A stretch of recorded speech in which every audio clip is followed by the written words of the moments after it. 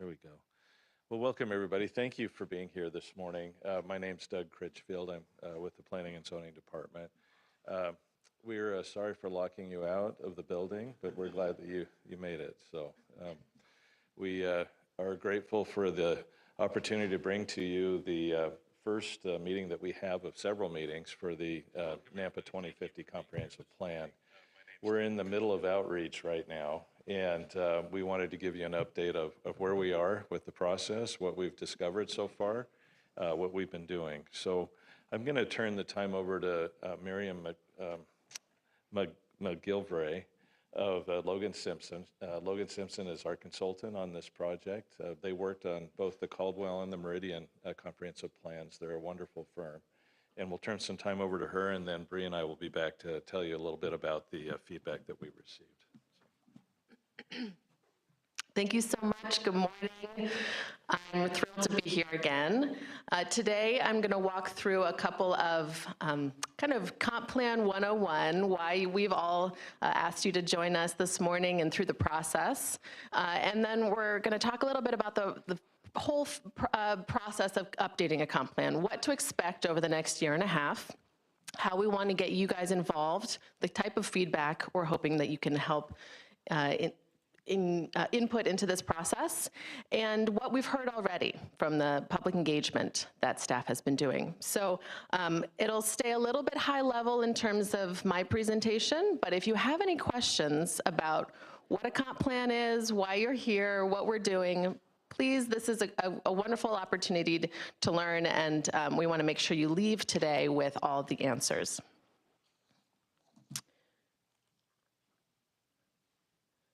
Great. So Nampa 2050 is the next iteration of your comprehensive plan, which is Nampa 2040. A comprehensive plan is really your primary policy document for the long-range future of your city. It is the umbrella document for all of your other master plans or other topic-specific plans that you might have in terms of other policy or planning initiatives.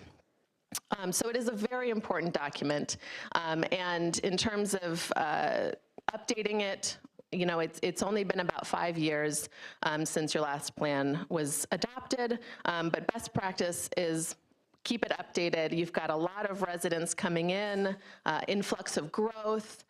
We want to hear from those new residents, make sure that their vision for their community aligns with what we have in the plan. And we can make any tweaks in terms of market changes, you know, what's happening in the city, what's changing, and how we can plan for the future and adapt as accordingly. So why update the plan? As I mentioned, you have seen exponential growth recently.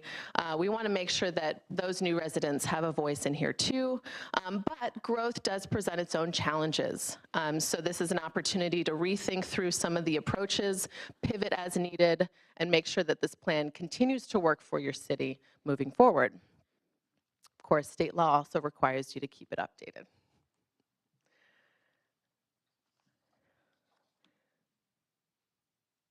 That's not a good sign. Here we go. Okay, so in terms of how we're approaching the plan, we do have unique branding for this effort.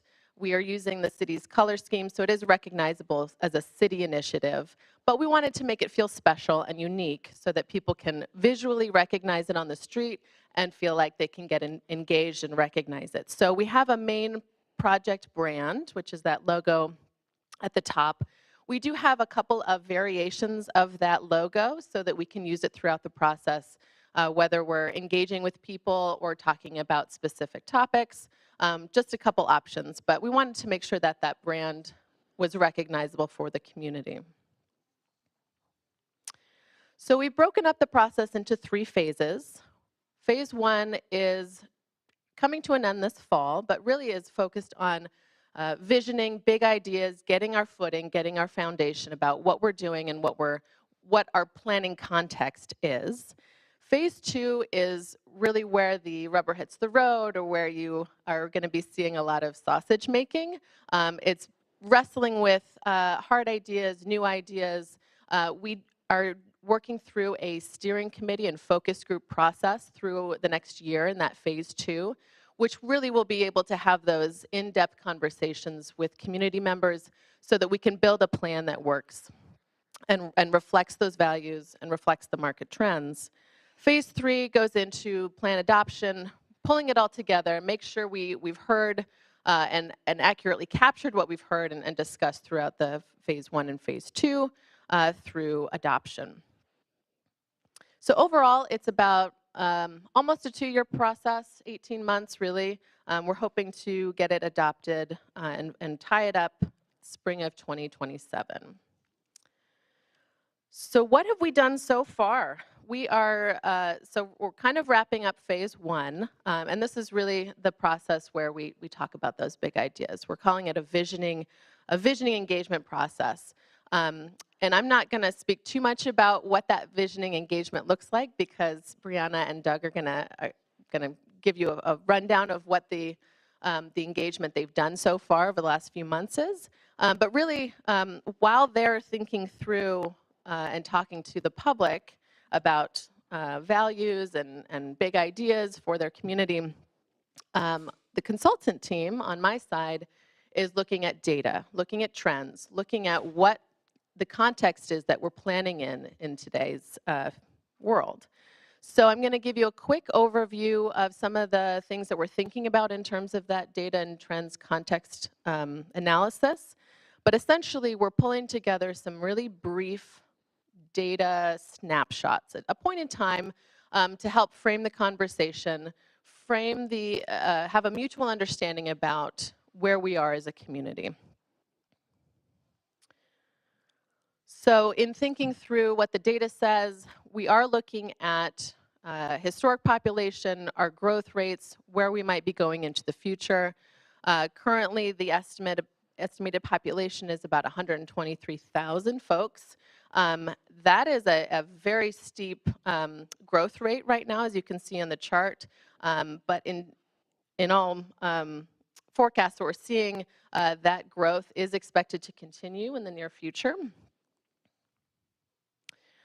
We're also looking at the makeup, the breakdown and kind of profile of community residents. So looking at ages, demographics, and what we might be seeing into the future. So I just want to point out about 60% of your current residents are that core 18 to 64-year-old core workforce. You do have a quarter of folks that are under 18, so strong youth population, and then as we're seeing everywhere in the United States, the 65 and up populations are also growing. Oh, I didn't want to pass over that one. So we are looking a little bit at projections in terms of anticipated growth. Compass does some projections, your regional transportation planning organization, and really probably no surprise to anyone, the real opportunity or where we might be seeing more growth is right outside your city limits in the impact area. As you continue to kind of build out your own city limits and your community, the opportunity for growth would be greenfield development, as we call it, but really largely vacant, undeveloped, or farming operations currently within that impact area. And some estimates look at possibly increasing or needing 19,000 more units to both fill in the existing housing shortage, which is about 2,400 according to your last housing needs assessment. And then with the anticipated population growth or forecast, needing about 16,000 more units to accommodate any new or future populations. Of course, it all is kind of crystal balling in the future, but thinking in terms of how the community has grown so far and what we might need to plan for in the future.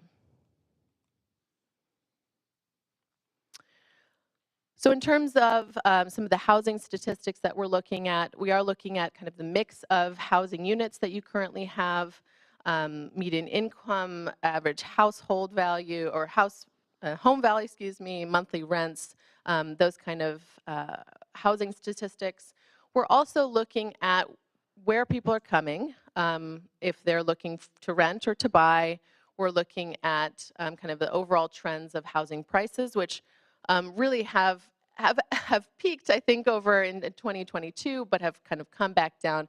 And that is a regional phenomenon. So you guys are seeing those home prices grow just as much as your peers in the Treasure Valley. So I think they've come back down a little bit and moderated after there was a spike kind of around COVID. But generally, your housing mix is primarily single-family neighborhoods. We are looking at kind of the permits and what we're seeing in terms of the pipeline of development too. We have about a third of the jobs in Nampa are held by Nampa residents. As you can see in this chart, you see a lot of out commuters and a lot of in commuters. So really, it's a product of the regional workshed being, very well located near Boise in the Treasure Valley. This is not uncommon to see. I'm not surprised. But it is something that we're looking at in terms of what that means for Nampa. If folks are hoping to live and work in Nampa, what are the kind of the triggers and policies we can think about? But this is pretty healthy in terms of kind of that regional context.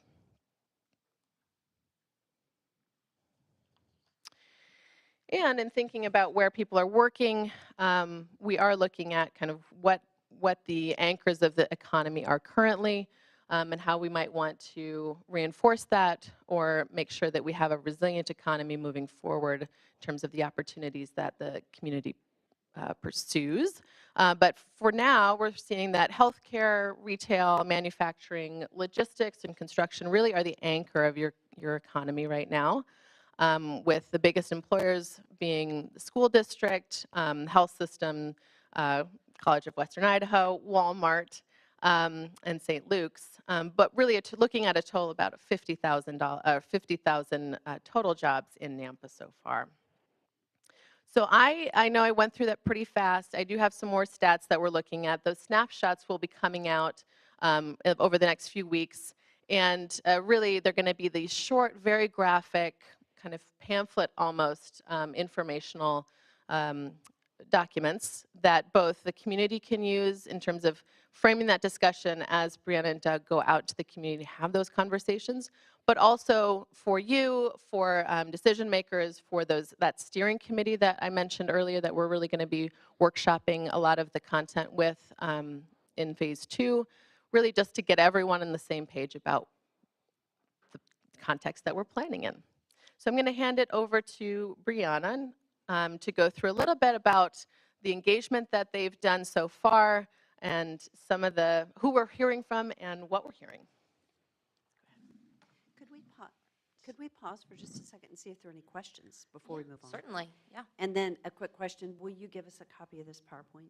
Yes, it Yes. was in the meeting invite. It is in the meeting invite? Yes, Okay, it was attached perfect. to the meeting invite, but I Thank can send you. it out. I can send a follow-up after as well. Thank you. Are there any questions before we move on? I see a couple questions. So I'll let you guys just, I'll let you call on people rather than me, but let's go ahead. Yeah. When I talk to people that just moved to Nampa or been here for a long time, they all say one thing: who's going to close the door behind us? But we never address that. We talk about it, but we never address, should we talk to people and say, hey, this is the reality of life, this is growth, without growth we die, whatever it is, should we ignore it or should we address it? So I plan all through the Mountain West, and I'd say one of the indicators of a really wonderful place to live is that everyone wants to keep everyone, right? They want to preserve what they've moved here for. And I would say we need to frame the conversation about how can we preserve the things that you moved here for without, so it's kind of a balance of yes and, right, instead of no. But I agree that conversation is a very common sentiment. And part of the reason that we are putting together these data snapshots is to have a very frank conversation about, we don't see the growth changing or stopping in the short term right now. But this is an opportunity to think through a way that we can make sure that we're growing in a way that doesn't compromise values or what you've moved here to get. Does that answer your question? No, but Yeah. it's what I'm asking really is, we don't seem to address people who want to come here. Is this a good reason to come here? Is because you're maybe the last one's going to come in, or because we're growing and everybody benefits from that growth? I mean, I lived in big cities and I lived in small towns, and the idea that it has to continue to grow is false. Towns can survive without growing. But do we tell anybody that? No, we tell them the opposite. We need new growth. We need new growth. But then nobody wants to be living here with all the traffic. I mean, that's the worst thing everybody would talk about is traffic. What do we do to address the traffic? Is the police department expanding officers? Are they training them on traffic control? Or what are they doing to help with traffic situation? There's lots of things we could talk about, but we don't seem to talk about them. Well, and I think this is a great opportunity to bring all those conversations I up. just did. And exactly. And we're hoping to have those conversations with the public as well of if growth happens, which we think it might, what's the mitigation? What are the other things we need to be thinking about that comes along with growth? I mentioned growth challenges, right, is one of the reasons why we're updating the comprehensive plan. And so I do not expect this next year to be easy. Those are hard conversations that we need to have. And I firmly believe that the comprehensive plans that I'm involved with are authentically community-based. So in terms of what the outcome is of those conversations, I do hope that the outcome of the comprehensive plan, or this next iteration of it, can reflect whether that community wants to see growth or how that growth can be managed in the future. Thank you.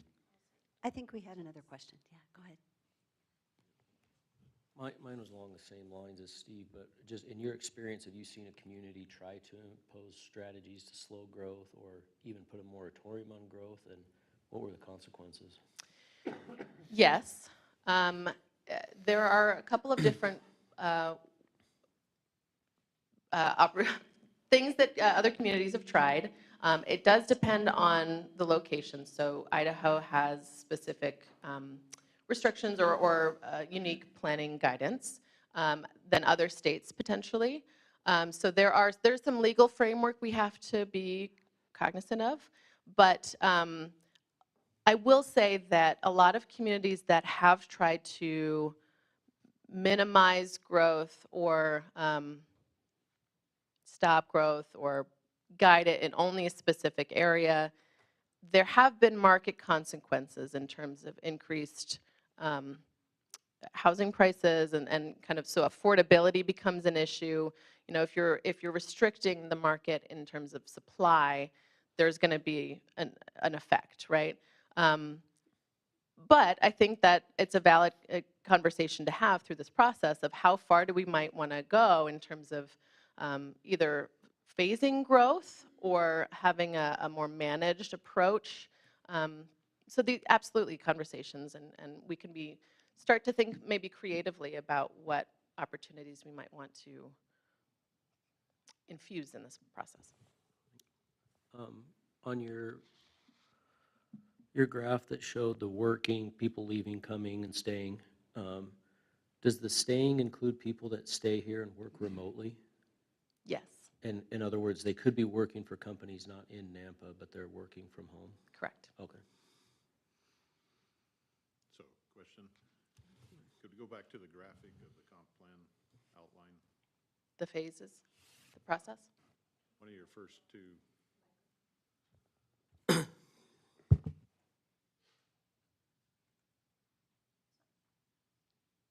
Oh, not this one. Keep going back. This one. It shows the outline of our 2050 plan area. Oh, the map. Yeah, the map. Didn't you have that on the beginning of your slide? Like a 1 point, it was a growth map. So it was like a growth in the upper and the lower. Oh, this one. Okay. So there's our boundary. And at the south end, we've already reached what's agreed upon with the county. And so the southwest area plan to the west has kind of outlined the little area to the west. A good portion of the north is going to be somewhat limited until infrastructure as well as elevation issues. The east is somewhat there. So to a certain degree, we're starting to reach what I see as kind of a boundary. The marketplace is going to begin to react to that from my perspective. So we're sitting here at 2026. We're doing the 2050 plan. What's the forecast over 24 years? Could that boundary be mostly filled out by this particular plan?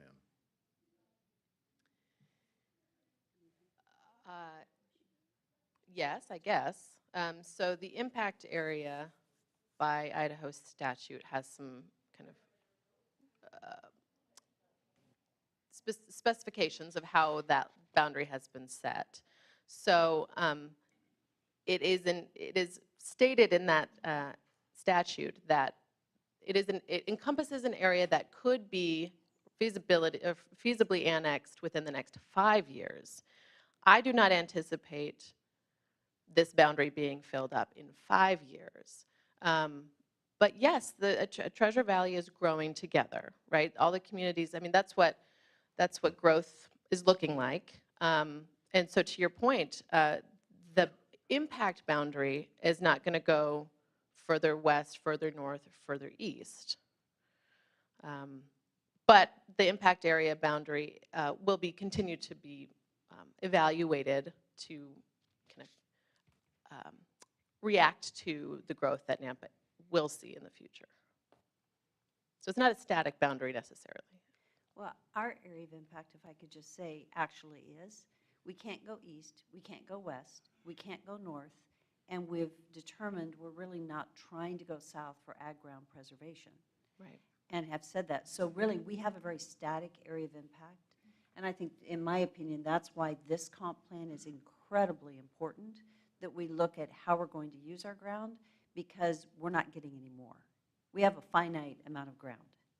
And maybe a little bit unlike some of our surrounding communities that have greater areas they can grow in, the city of Nampa doesn't, because of the Caldwell boundary to the west, Meridian, Ada County to the east, and then the river to the north. So there really isn't any change. What we do inside is critically important. So this particular process right now is, in my opinion, is probably one of the most important comp plans that we're going to do in Nampa right now, because the outcome of this, it's framing the picture for who we are almost permanently, since there's not growth area to move into.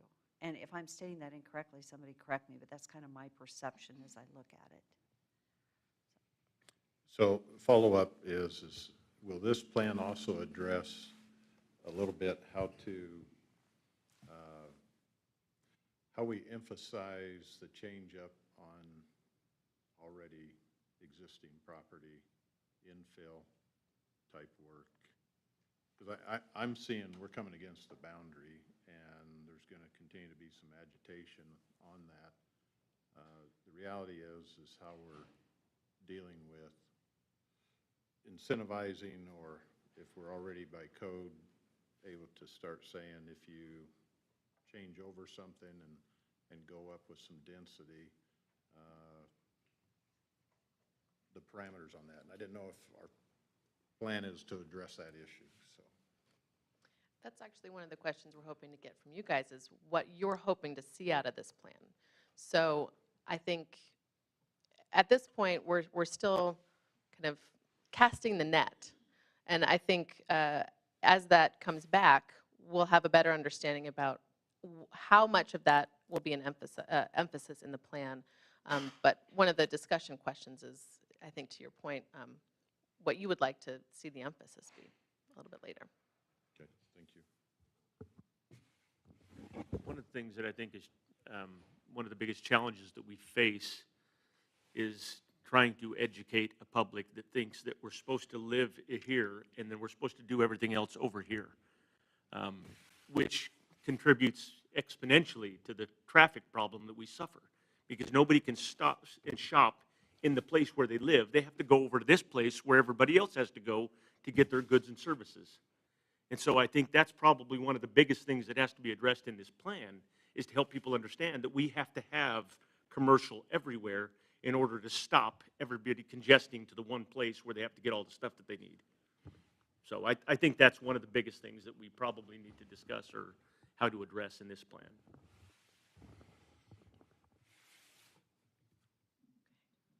Thank you.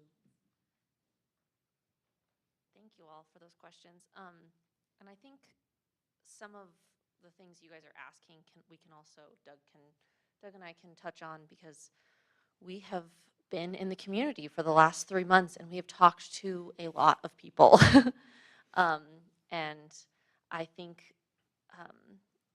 what we have found so far is that yes, we get people to fill out our survey and that's fabulous, but the conversations that Doug and I are having are probably tenfold more important, and we're trying to capture those in a written format for you guys and for ourselves as we move forward, because we are having that conversation, Steve, and about, closing the door behind them, and there's a lot of things that people just don't know or understand, and it's a quick like, oh, actually we do collect impact fees. Oh, you do? Great. And then they're happy.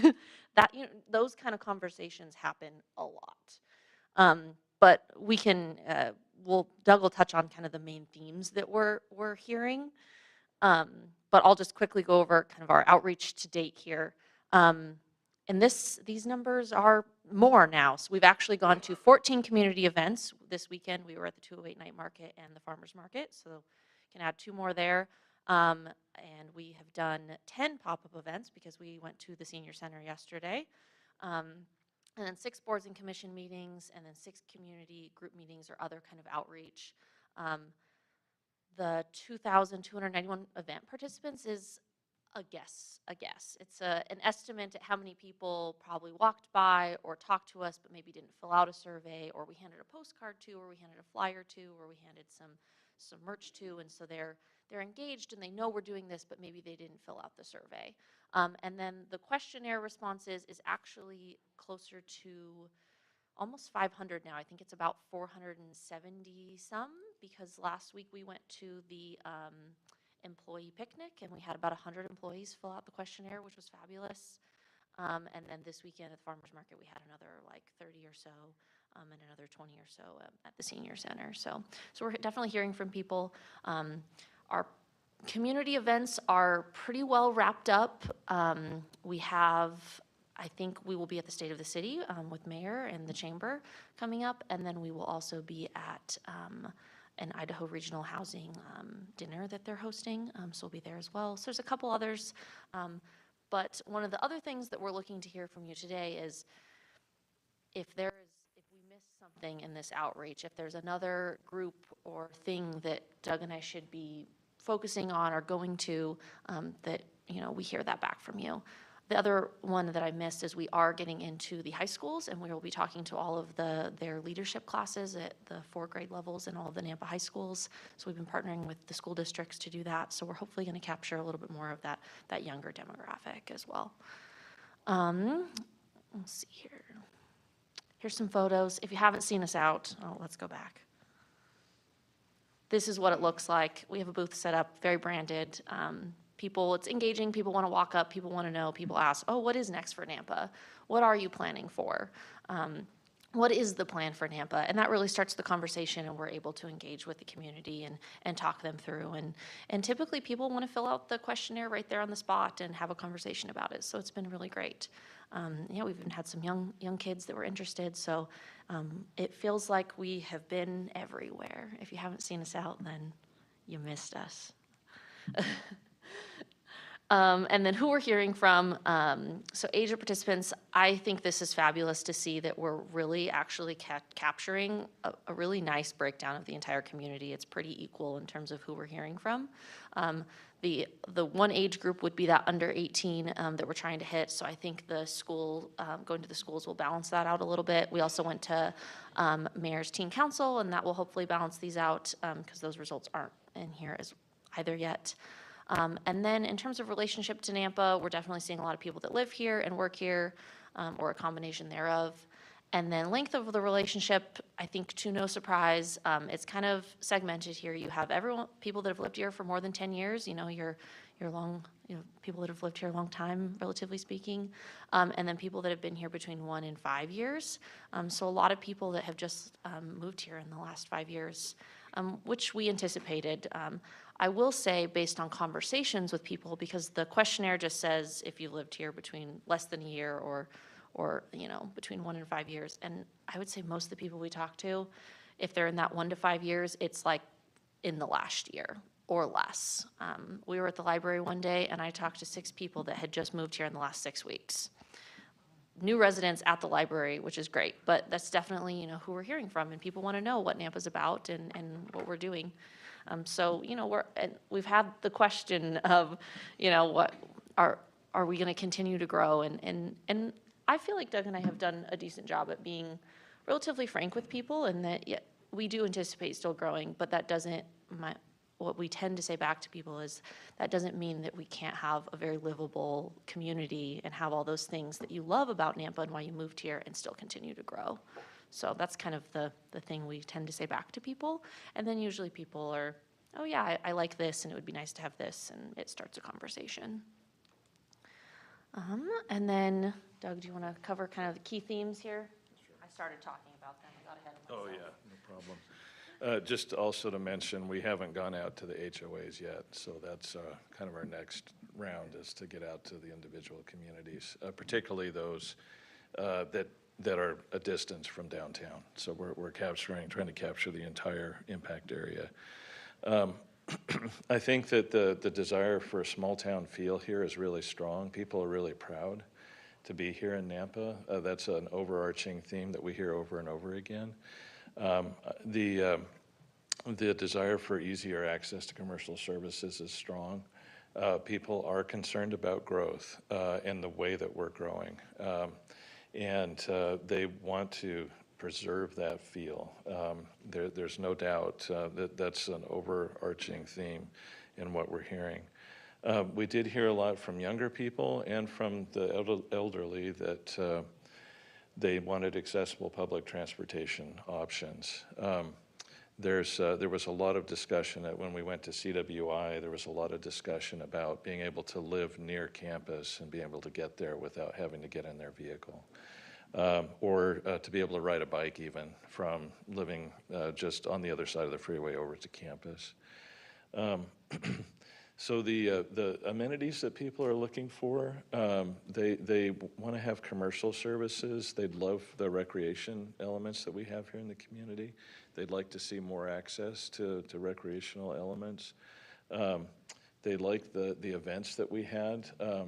I had not been to many of these events prior to this experience, and I'm very impressed with what Nampa's doing here, and most people were with what Nampa's doing. We have a wonderful downtown and a series of events there that have really brought people together and had some great conversations. Is that there we go, okay.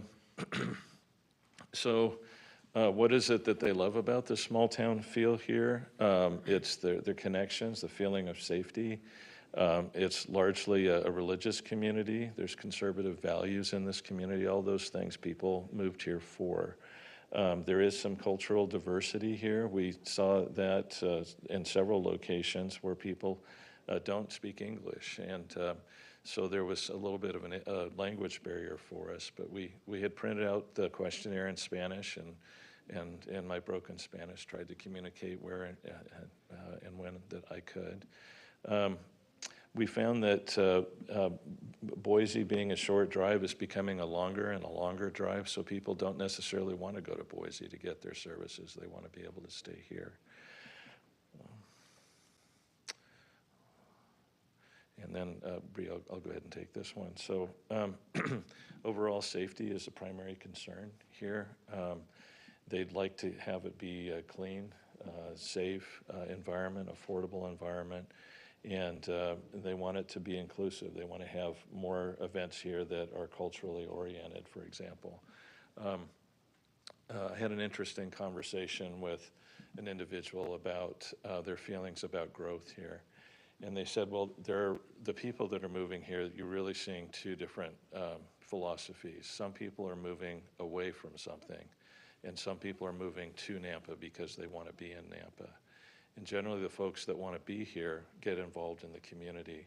Those that are moving away from something generally want to shut the door behind them. And I thought that was really profound. And how can we deal with that mindset, and how can we help those who are trying to get away from something assimilate to life here in Nampa and get involved in the community in a positive way? So that's something else that we saw. And lastly, there's a real strong sense of family here. That is, we saw over and over again people that had multiple generations here. They were at the farmer's market and they were out doing things together, and they felt safe in being able to do so, and that's a really important value that we have in this community. So, Brady, do you want to take the other? And then, so kind of just moving on with some more key themes from the questionnaire. So this one on the questionnaire was you check your top 3 responses of what values should guide Nampa. So how we framed this question, we were talking to people is, you know, as we move forward, what should the plan really, what should guide the plan? Preservation of natural areas came up a lot, and then public safety, as you saw from the last slide, that people want a safe community, and then stable neighborhoods. And we had this question a lot of what is a stable neighborhood, and while we don't have a specific definition for that, you know, a lot of it was a conversation of, well, what is a stable neighborhood to you? What does that look like? And really it comes back to, you know, it's safe and it's clean and it's walkable and those kind of things. And then sustainability, and then arts and culture, obviously. And then as we move down, obviously people wrote in some other things, but I was surprised that accessible transportation kind of, in terms of checking the box, came lower, because a lot of our verbal conversations, that really rose to the top. Let's see here. And then what we've heard so far again, so the last question on the questionnaire was, what's your bold idea for Nampa? So, and how we kind of framed this when we were talking to people is, you know, if you could do one thing in the city of Nampa to make it, you know, your ideal community, what would it be? And these are the things that people said: revitalize downtown, affordable housing, and traffic solutions, which I feel like is really no surprise to most of us, that those are the things that people, you know, would like. And then, you know, also places to gather and a pathway system and public transportation, those things also rose to the top. So to us, this was really the most important question on the questionnaire as we spoke to people, because this is really, you know, if we were to focus on one thing in the next 25 years, like one of these things would be it, to really define, you know, what Nampa is and will be going forward. Do you have anything else to add? If I could just, I wanted to add that, and I think you should know this, that many people have said that they really appreciate the leadership that we have in this community, and that they appreciated the fact that we're able to respond to things quickly, and they complimented the city organization and the leadership, and I think you should know that. It wasn't all complaints to us. There was a lot of positive feedback that we got, so we appreciated hearing that. So. And then we'll turn it back over to Miriam, and then we can pause for questions about these, and then we can go to. Well, the next question, or the question is about. The next thing are the questions, so. Madam Mayor, can I ask Brianna? One thing I'm concerned about is capturing the people that don't have time to go to the library and the farmer's market. Can you give an idea of, I understand why you didn't ask, but the socioeconomic breadth of who answered the survey? Yeah, so that's a great question. It was not a question on the survey, which for obvious reasons, just to make people feel comfortable taking it, obviously, and to keep it short and concise. We obviously have economic data of, the median income across Nampa and where those folks are located and all of that. So Doug and I did make a pretty good effort in trying to go to specific areas that maybe we wouldn't hear from people, some of like maybe the older neighborhoods, those kind of things. It wasn't also just community outreach. Amy has been instrumental in helping us with social media and press releases and pushing that out as well. And we really relied a lot on, some of our boards and commissions and asking them, can you please send this to your friends, your family? We've had a lot of emails go out with links to the questionnaire, and really trying to hit it from all angles. But your concern is very valid, and it was one of our biggest concerns going into this, is that there are plenty of people that really care about this community that don't have time to make it to a city council meeting on a Monday night because they have 3 kids and 2 jobs. It's just the reality. So we were very aware of that, and I feel like we were doing our best to try to capture those folks by going to them rather than expecting them to come to us. But also open, we still have time. The survey's not closed, so we're not moving on yet. So if there's other ways or other means that you guys would like us to reach out to people, we're happy to do so. Yeah. We did National Night Out, and Bree and another staff member went to the Gateway Crossing. Gateway Crossing Apartments. And Rodney and I were over at the Heartland development, and very different outcomes. Where Bree and Damien were, there's a lot of need, and so people were looking for whatever we could offer them. In Heartland, there was more of a desire to just close the door behind, and so very different perspectives, and it was very helpful for us to see, where does the city, what's the city's role in all of that. And then we also spent a lot of time out in the, like we went to the pools during the daytime, and we captured a lot of families that really rely on those for recreational elements. Over at, one of the things that really impressed me was when Bree and Damien were out, we asked some kids to draw pictures of where their favorite place in Nampa is. And one kid did a McDonald's, another did the park. These are places where they look forward to going to and seeing and being part of. So I think it's been a humbling experience, knowing that people are coming from very different backgrounds. They live here, and it's a middle-class community, but there's quite a gap between the two income levels. So, yeah. I mean, yeah, just it was quite the experience to go out and talk to that community, and almost everyone we spoke to, they just wanted their basic needs met, whereas, a lot of other folks in the community are, like Doug was saying, really worried about what other folks are doing, and there's a group of people that live in Nampa that really are just looking to survive and get their basic needs met. When people came up to us at our table at Gateway Crossings, the question wasn't like, oh, what are you doing here? Like all this stuff. It's like, oh, what do you have that you can offer me? Because they wanted food and resources and, again, just basic needs. And it was very humbling and very eye-opening that there is a group of people that live in Nampa that, are looking for those kind of things. So.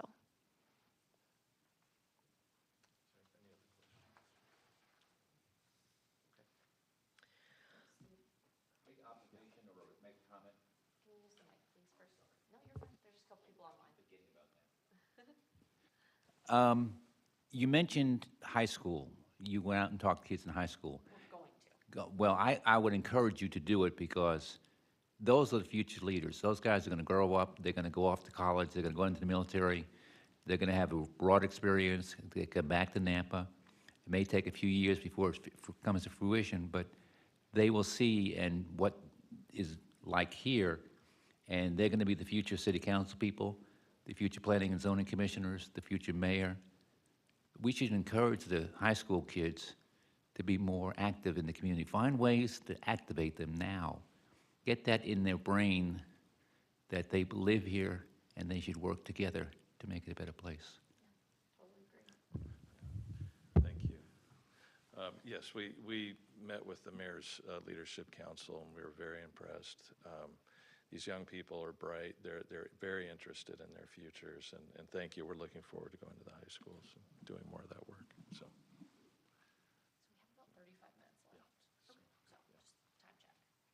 Great, thanks.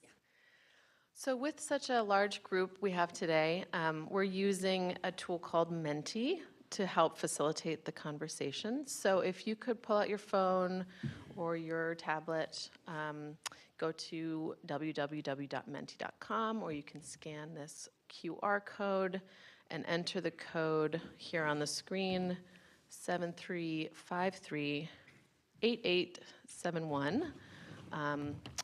There are just a couple of questions that we're going to use to help facilitate this conversation. It doesn't allow us to put the number in until it says waiting on the presenter. That's going to make me go to the next slide. So if you are in it, it'll I'm in say, it, yep, but it you're doesn't good. say enter a code. Yep. So Okay. did you scan the?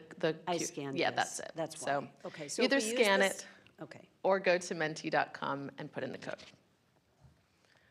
Everyone in or have tech issues I can help? Okay. So our first question really is looking at the public engagement that we've heard so far. What has surprised or stands out to you from that public feedback that Brianna and Doug have walked us through today?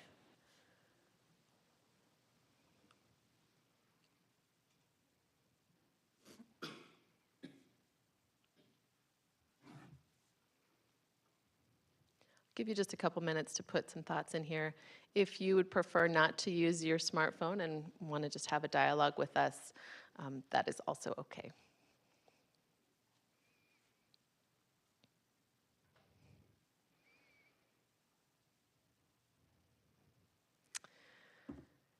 So the public transportation being such an emphasis looks like it was a surprise.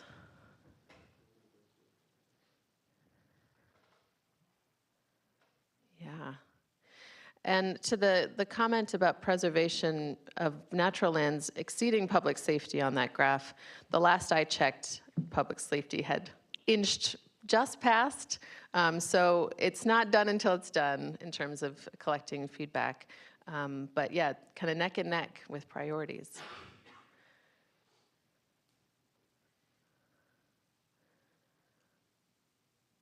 Anyone want to talk about what they've put up on screen for us?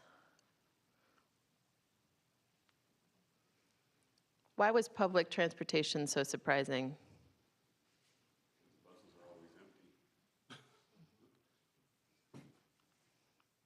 Honestly, I drive around constantly all day long, pretty much, and you see the buses, other than a few that go into CWI, there's nobody riding them. Honestly, I don't understand why we're spending dollars on it, because nobody's riding the darn things. And if we're gonna use them, let's get minivans, because there's no sense in running these huge buses for one person. It just doesn't make any sense to me. When I watch them going up and down the road constantly with nobody in them, to me, it's asinine, but.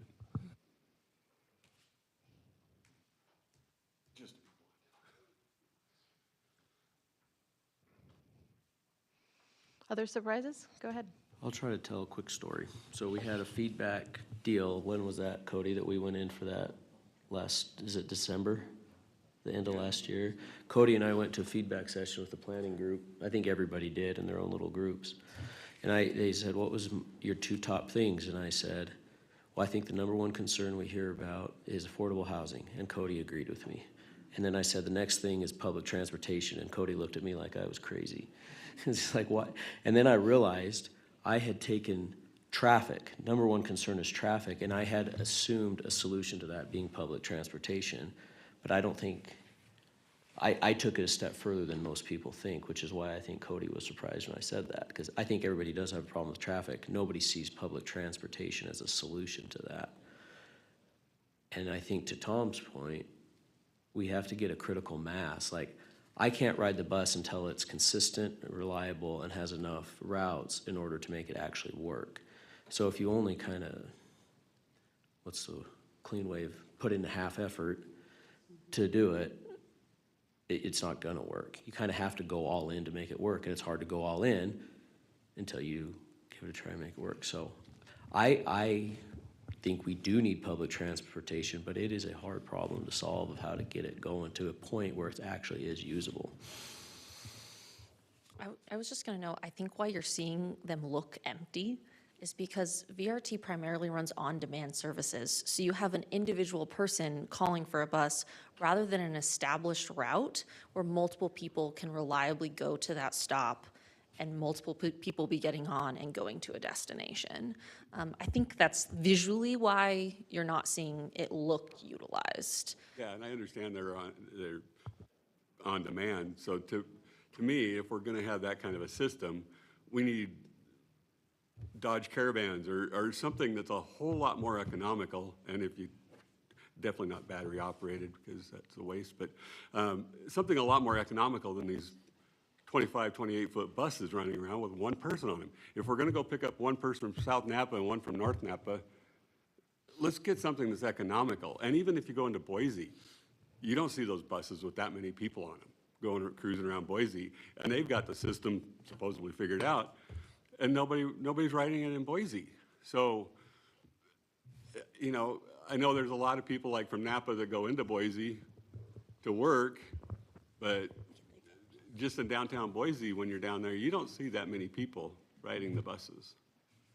Not like Seattle, Portland, the major metropolitan areas that really have the bus system worked out, but. I'll just make a couple comments on this. Mark Stoyer, Senior Director of Development Services. So I'm also the liaison for the city with Valley Regional Transit. And as you may already be aware, Valley Regional Transit, they are a regional provider, right? Provided by referendum over 20 years ago. So we as the city don't have much say on exactly the services they provide to us. They have routes 40 and 42, which are basically the regional routes, the big buses that you're talking about that sometimes they maybe have one or two people on them that actually go to Boise. Then they also operate the Route 150, which is the on-demand service. Those are the smaller vans that you see throughout the city. In addition to that, they also provide auxiliary services to seniors and paratransit individuals who need to get to their medical office, they need to go to the pharmacy, they need to go to the market, so forth. There's a lot of different services they provide on top of that. This year in the budget, we spent about $850,000 to provide those services to us. And even no matter how much they're utilized, it's about $2 million worth of services that they provide to us, and they leverage federal money in order to provide those services to us. If we were just to provide the 150 service, it would cost us, that's the on-demand service, would cost us $1 million just to provide that if we didn't do it through Valley Regional Transit. So just a couple of comments I wanted to provide on that. I had a comment on there, the lack of understanding about downtown revitalization, and I see some other comments about downtown. I think that it's hard from where we sit is on the council, at least for me, that people don't understand the process. And the first thing I say as a small business owner is you're welcome to go buy a building down there, and you know, hopefully the codes and stuff we have in place don't hinder you. That's our role for city government, is to make sure that we can have that stuff so it can grow. But other than that, they need to look at what NDC is doing about trying to acquire either infrastructure or real estate to help with downtown. But so much of this is that there's been a couple of property owners that have owned the majority of downtown for years, and recently one of those major property owners has sold his portfolio, and now we're seeing some things move. There's still some stuff that we can't do anything about. The owner is like, we're not selling it. You know, it'll be there when he dies. So that's where we live in that realm. And people talk about all these great things they want to do downtown. I'm like, well, that's fantastic, but you have to own the property to do that. So they need to understand that. Others want to chime in on the downtown revitalization comment?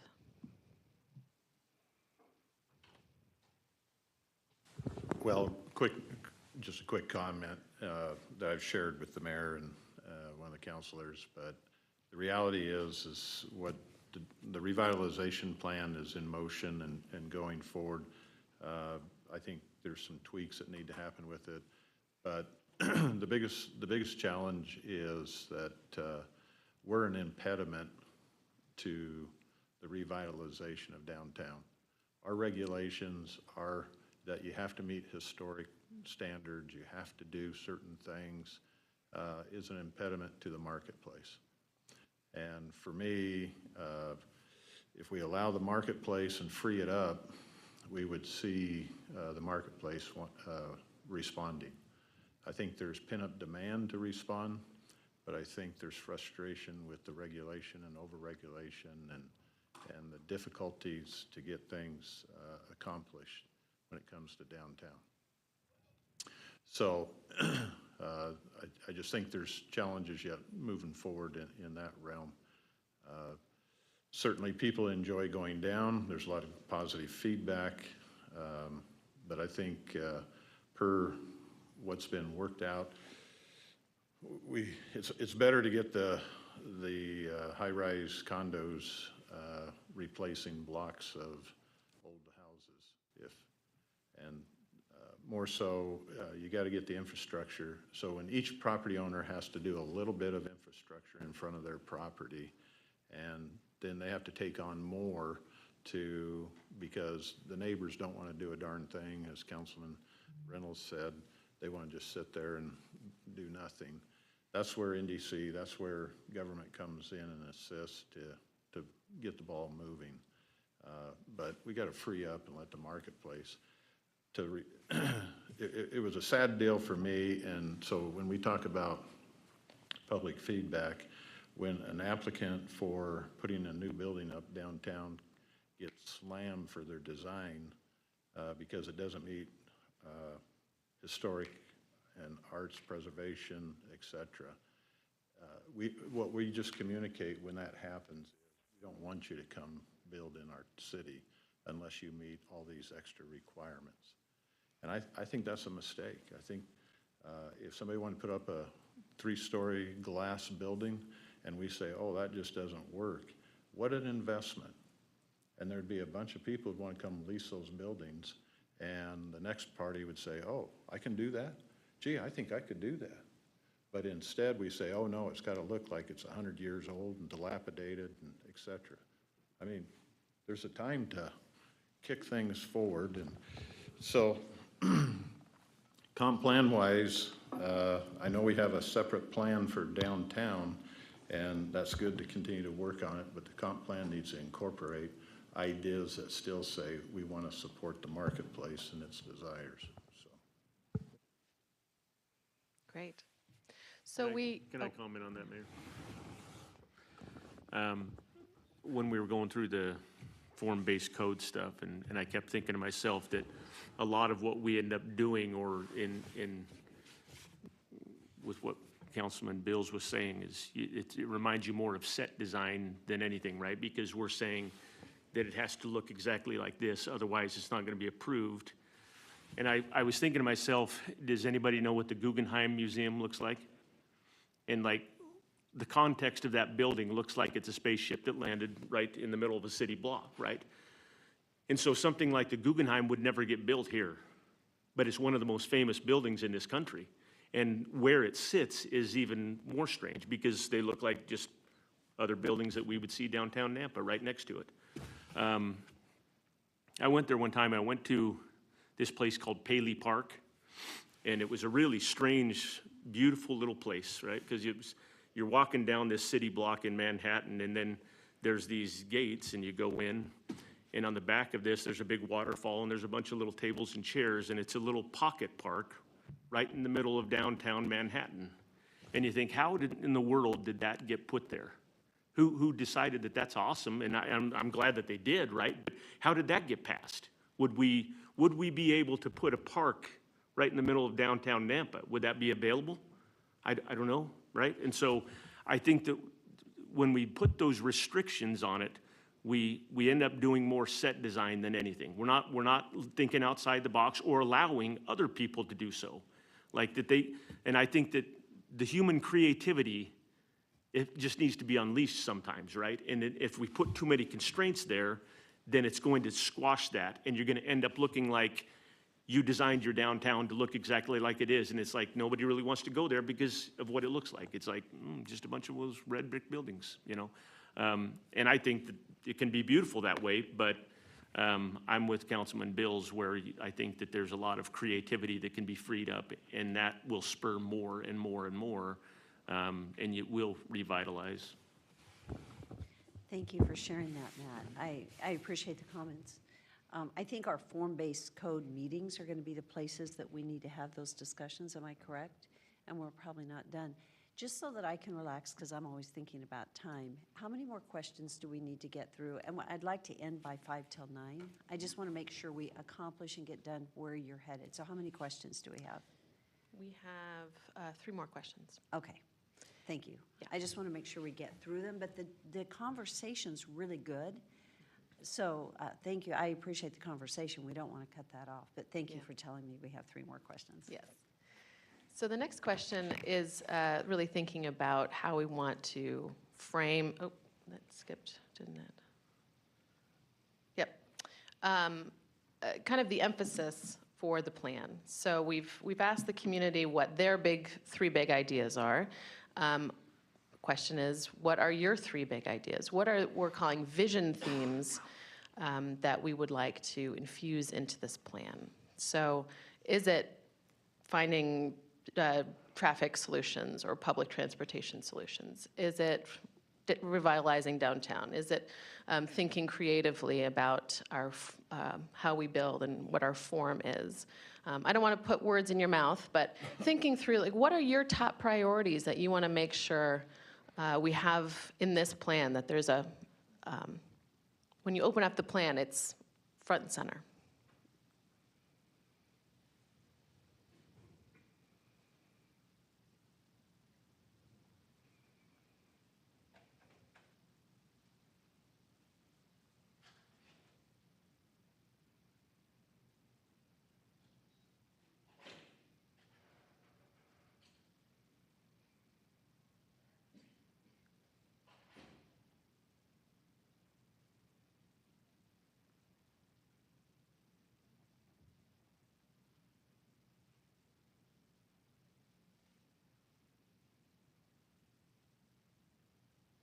How do you do this in a word? There's not enough characters.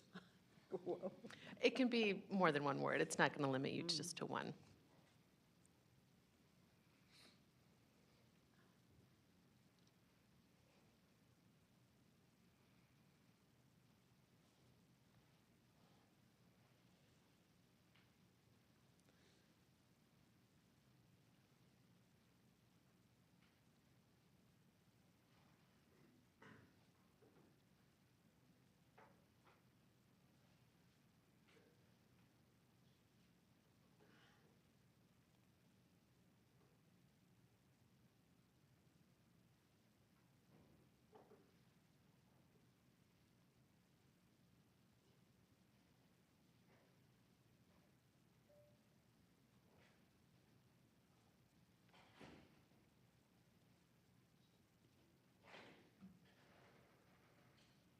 Give you just another minute.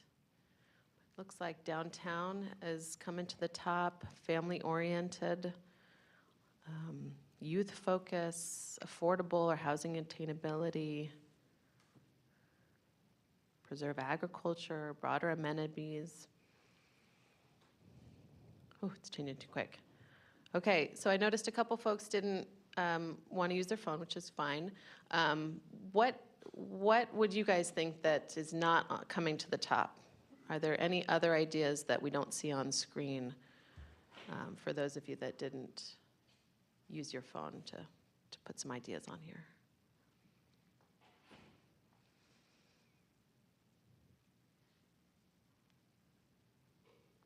Placemaking, infill. So I have a question. Is downtown big in the middle because it came up so much? Yeah, so the bigger the word, the more frequent the response was. So multiple people put downtown in their submission. Multiple people put infill, transportation, family-oriented.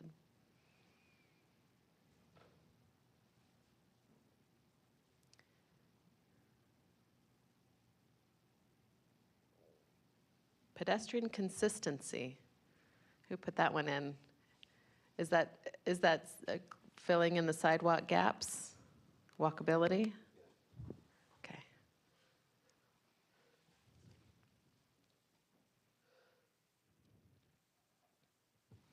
Seems like there's some themes on here that aren't gonna come out because we use slightly different terms. Like housing attainability and affordable housing are the same thing, but they're just little words. So I think we need to watch out for that. Placemaking, multi-use, commercial pockets of commercial, I think that's all the same general idea. So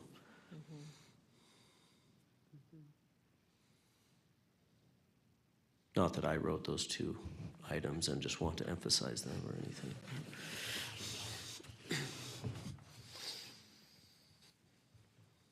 Any other conversation on this question? Will you send this to us? Will we get this at the end? Yeah, we can Thank send you. this. It'd be nice to see it, thank you. So I've got two slides before the next question. I just wanted to be clear about kind of the expectation of the final deliverable of the plan. So by law, we will be integrating the required 18 components by state statute, as you can see on screen. Traditionally, because Idaho requires these topics to be included in a comprehensive plan, that has resulted in many communities in a very siloed plan, so that there's a chapter for transportation, a chapter for housing, a chapter for economic development, which is fine, meets, checks the boxes. What we are proposing for this process is a little bit more tailored to Nampa, a little bit more thoughtful. And so what we're thinking through is a shorter plan as well, so that we can make sure that it doesn't feel too cumbersome to use or to read. So it'll be broken down, but we're calling vision themes. So whatever comes out of the conversation with the public, we will isolate into half a dozen or so vision themes instead of siloed land use or economic development, kind of those traditional plan elements. So the anticipated structure here is we'll have an introduction, why are we planning, what's the importance of it, then we'll have, handful of these vision themes that will go into the emphasis of what this plan is hoping to accomplish in this next iteration, which will include goals and strategies, which will include how we meet that vision. We'll have the future land use chapter, which is one of the primary tools that we have for the comprehensive plan, which geographically outlines kind of the intended or desired character of different areas of the community. And then we'll have an implementation chapter to round it out so that this won't just sit on the shelf, that we can kind of hit the ground running, make sure that the plan can be implemented and track that progress. So the next two questions that I have are, in terms of the conversations that I've had with staff, we want it short, we want it graphic, we want it to be a plan that people walk around with and can reference easily. But what would make the plan more useful for you, for planning and zoning, for city council? What would be a plan that you would feel proud of walking around with? Any ideas on this slide? And then the next one, I think we have just kind of a follow-up question on some of those components, and then we can end. Well, one thing I noticed in the last plan, when you work on the plan, you try not to miss something or make mistakes.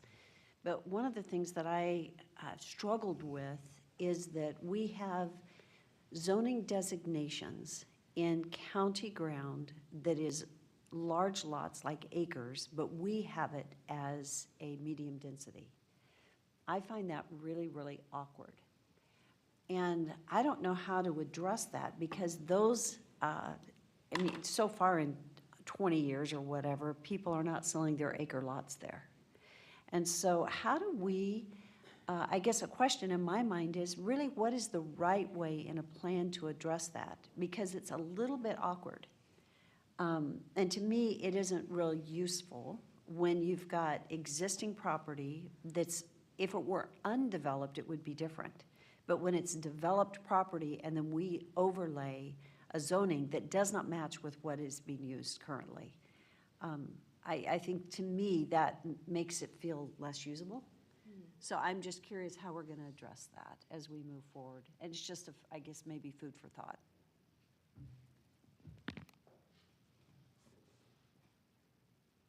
Yeah, we can take a close look at the future land use tool and its relationship and guidance to zoning. This is a great opportunity to take a hard look at what's working and what's not. Miriam? Yes. Hey, this is Rodney. Hey, I just wanted to comment on that one real quickly. I think one of the tools that we have tried to use since I came back to the city, our team recommended that we use zoning. Here, I'll put my face on screen. My team recommended that we use zoning maximums and minimums for lot sizes.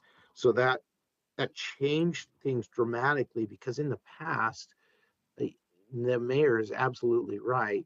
We would have these properties built or homes built where they're just huge and it doesn't match. It's an RS6 zone. You could have a 6,000 square foot lot. And so it would cause people to have these really large lots because there was no maximum. And then another RS6 zoned property next to it would try to develop 6,000 square foot lots, and it just wouldn't fit. It was so hard to make it fit. So we put some maximums in place to help with that. I think in the future that's going to really benefit us.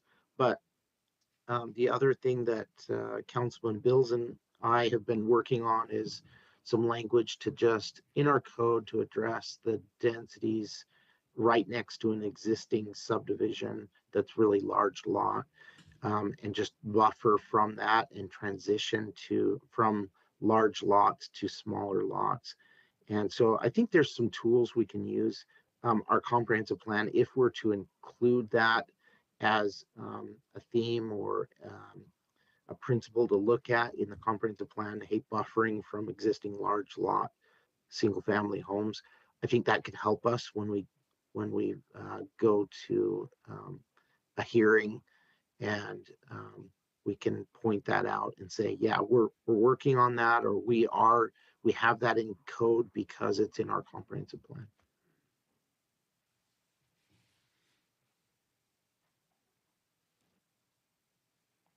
Thanks, Rodney. Okay, these are great ideas. Accessible, interactive, educational. Okay. I want to be cognizant of the time. So the last question that I have is kind of a multiple choice or ranking. So some ideas that we've played around with are kind of value-added components for this process. If any of these are important to you, we'd ask you to rank them. Interactive website for the plan, an executive summary component of hard copy perhaps, or additional graphics, or other ideas that you guys have want to throw out there for us too.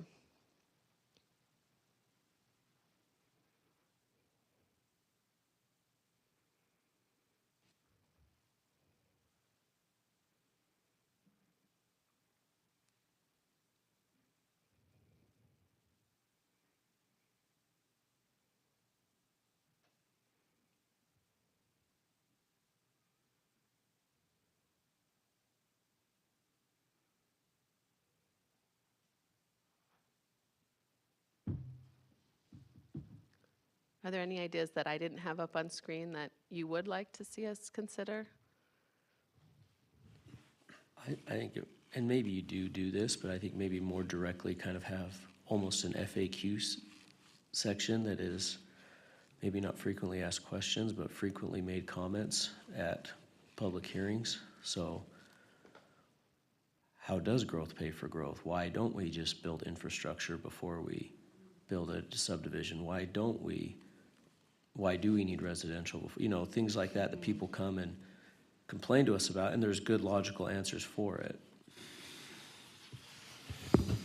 Yeah, kind of what I have put a few times is just educational resources for the public so they actually understand what they're reading. Because most of the questions that they have or concerns that they have can be easily answered. They just don't know where to go and they don't know who to ask. So along that line, what would really be helpful is to have a page or two that discusses regional economics and have an informative spot to educate the public.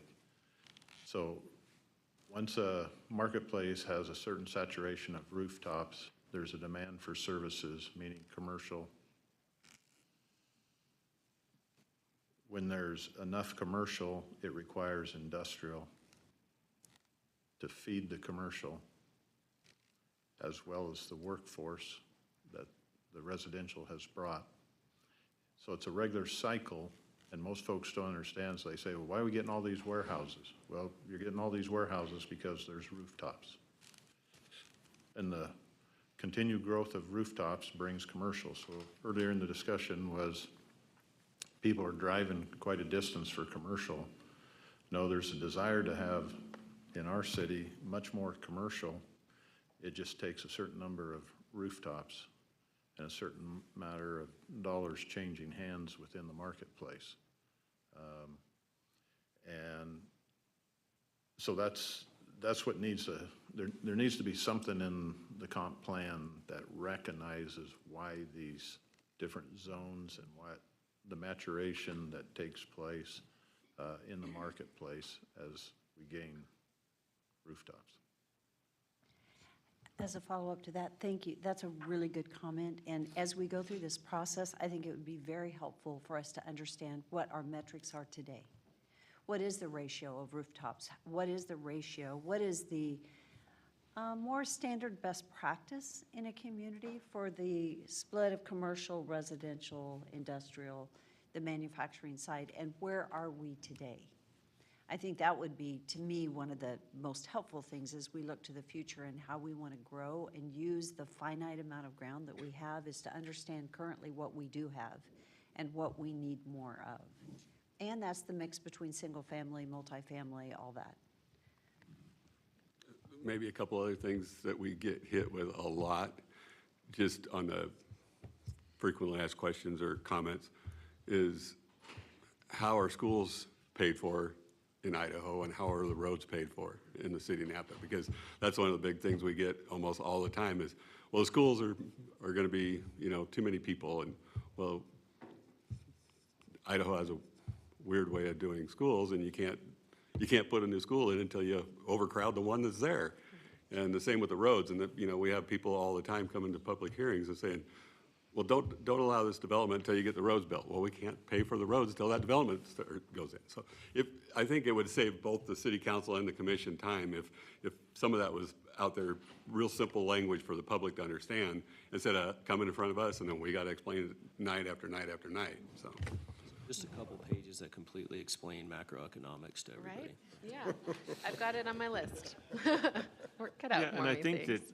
one of the other things is like, if you had a resource like that you could direct the public to, you could advertise that at our public meetings and say, if you have questions about this type of development, please use this resource right here so that it's advertised in our public hearings that you could point to then during the meeting and say, well, if you have questions about that, a lot of those questions can be answered by going to this website and blah, blah, blah.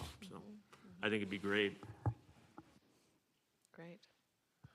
Okay. Miriam, I just wanted to bring it up real quickly. I think it's important too that we consider the return on investment. We've got to consider finance in all of this, and Logan Simpson has expertise in that area that we'll be including in this process. So I just wanted to bring that up, so, yeah. Fantastic. We really appreciate your comments and input today, and I really look forward to meeting with you again at our next joint work session, probably coming up in a couple months.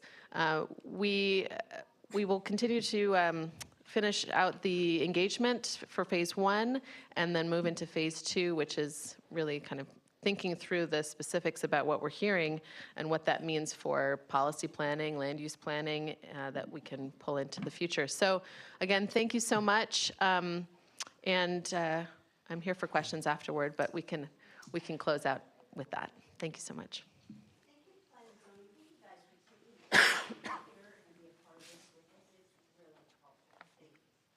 Good job.